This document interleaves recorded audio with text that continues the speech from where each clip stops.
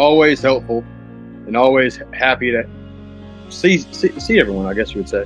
And so what's happened is Natalie's not only been a respected colleague by everyone, but also has become a great lifelong friend. I don't really know that she might know a stranger, so if you don't know her, it's definitely a great person to know.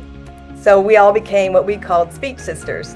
And so our children became her children's speech cousins.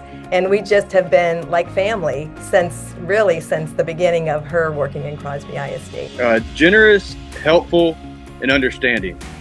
Her ability to relate to people is amazing. I remember the two words that gave me the most trouble, squirrel and girl. I guess the IRL and all that stuff really affected me, and she found a way around that. So, okay, how it started was Miss Simmons, who was the kindergarten teacher, came to me and said, "Hey, I have this student in my class whose mother's a speech-language pathologist."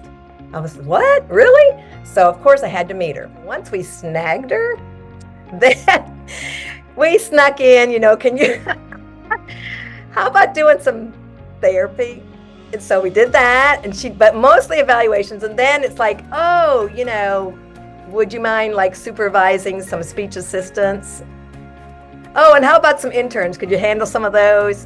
Dedicate 20 years to a community is definitely a substantial record. I'm sure there's hundreds and thousands of other kids that came through Crosby that could say the same about her.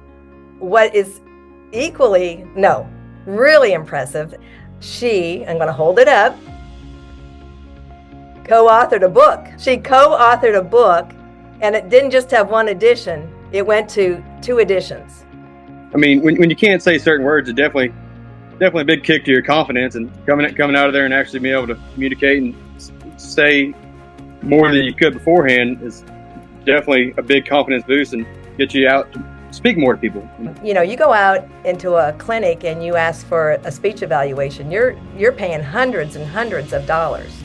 And so if people come in knowing that, then they see that kind of professionalism in the schools. It really sends a wonderful message to the parents that there's some quality stuff going on. Speech is even more incredible because if someone can't communicate, that's the best way to let you know what's going right and what's going wrong. And to help people navigate from not being able to communicate to be able to communicate and express their feelings and what's going on in their lives is just incredible to me. In safety, communication is one of our biggest tools. So if I wouldn't be able to communicate and be able to say certain things, I don't think that I could do my job very well. One of the greatest things that can happen to a speech path is to have somebody say what that student said, that you changed my life.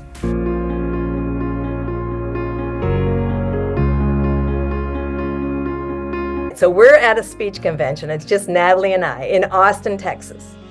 So Natalie's getting the car to pick me up. I'm in the lobby waiting with my suitcases. There was this group there, and they really looked like they were musicians of some sort. So I said, "Hey, who are you guys?" "Hey, Natalie, there's this group here." And I said, "What's your name?" And they said, "The Sugar Hill Gang." She said, "Oh my gosh, what?" Then she started singing Hip Hop Holiday Inn and all that stuff. And then I said the hip, the hop, the hip. So anyway, these guys who gave me no recognition at all, none, then really came alive because Natalie's singing like she did. And then they got so excited, invited us to their concert.